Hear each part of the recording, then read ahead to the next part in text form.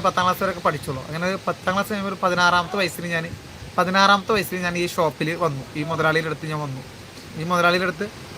ഞാൻ വന്നു. അങ്ങനെ മുതലാളി വന്നപ്പോൾ മുതലാളി ഒരു ചെറിയ കുട്ടിയാന്ന് പോലും നോക്കാതെ എനിക്ക് ഇവിടെ ജോലി തന്നു. ജോലി തരാൻ കാരണം വെച്ചാൽ ഞാൻ എനിക്ക് 10ാം ക്ലാസ് വരെ എനിക്ക് കണക്കും കാര്യങ്ങളൊക്കെ നോക്കാനൊക്കെ എനിക്കറിയാം. 10ാം ക്ലാസ് വരെ വിദ്യാഭ്യാസം ഉണ്ടല്ലോ. അപ്പോൾ കണക്കും കാര്യങ്ങളൊക്കെ ഞാൻ നോക്കും. കണക്ക് കൂട്ടുക, കാര്യങ്ങൾ നോക്കുക, ആൾക്കാരോട് സംസാരിക്കുക, ഈ കാര്യങ്ങളൊക്കെ ഞാൻ നല്ല ഭംഗിയിൽ ചെയ്യും. ഞാനിപ്പോൾ നിങ്ങളോട് സംസാരിക്കുന്നത് ഇഷ്ടപ്പെടുന്നില്ല. ഞാൻ ചിരിച്ച് നിങ്ങളോട് നല്ല ഹാപ്പി ആയിട്ട് നല്ല സംസാരിക്കും. എൻ്റെ ശൈലി അങ്ങനെയാണ്. ഞാൻ ഒറ്റപ്പെട്ട് വളർന്ന കുട്ടിയാണല്ലോ. അപ്പോൾ അതുകൊണ്ട് കൂടുതൽ ആൾക്കാരെ സ്നേഹം കിട്ടാൻ വേണ്ടി ഞാൻ ഉള്ളിൽ വിഷമമുണ്ടെങ്കിലും ഞാൻ എല്ലാവരും സ്നേഹം കാണിച്ചുകൊണ്ടിരിക്കും, ചിരിച്ച് സംസാരിക്കും. ആരെങ്കിലും എന്നെ എത്ര ആൾക്കാർ കുത്തി നോവിച്ചിട്ടുണ്ട്.